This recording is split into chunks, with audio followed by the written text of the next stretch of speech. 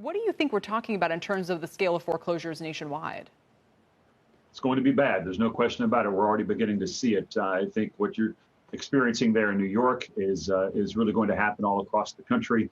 As we look particularly at commercial mortgage-backed securities, we already see these delinquency rates at over 25% nationwide. You put that into perspective, those delinquency rates of 30 days or longer in January of this year were at 1%.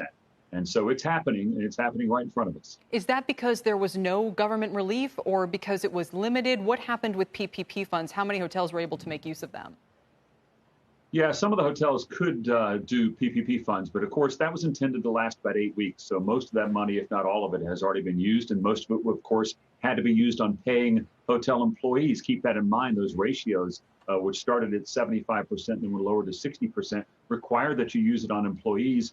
And so a lot of the debt that is out there couldn't be serviced. And now we're seeing the results of that as so many hotels are really facing the brink of foreclosure. Would the Fed's Main Street program offer any relief?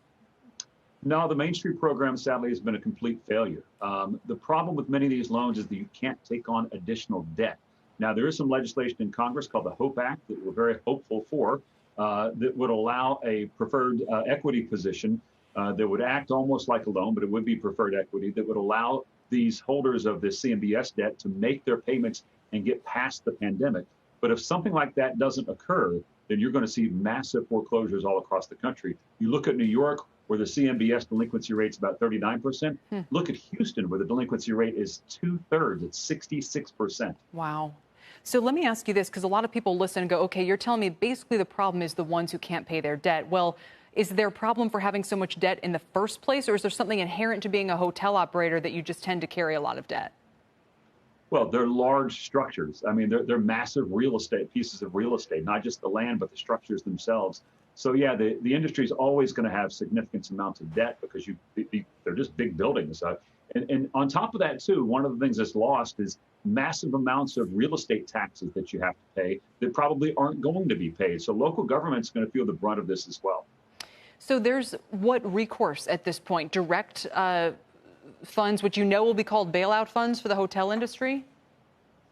Well, people that call them bailout funds, frankly, don't really understand what's going on. It's unfortunate that terminology is being used. Yeah. All these owners are asking for is what every other industry has gained access to, and that is low interest funds so that they can pay their debt and then pay back those loans. They're more than willing to do so. But right now, Main Street Lending doesn't afford that. There's no program out there that affords that.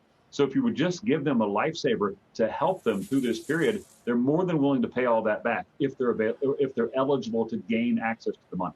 I mean, is the worst case scenario that all these hotels change hands?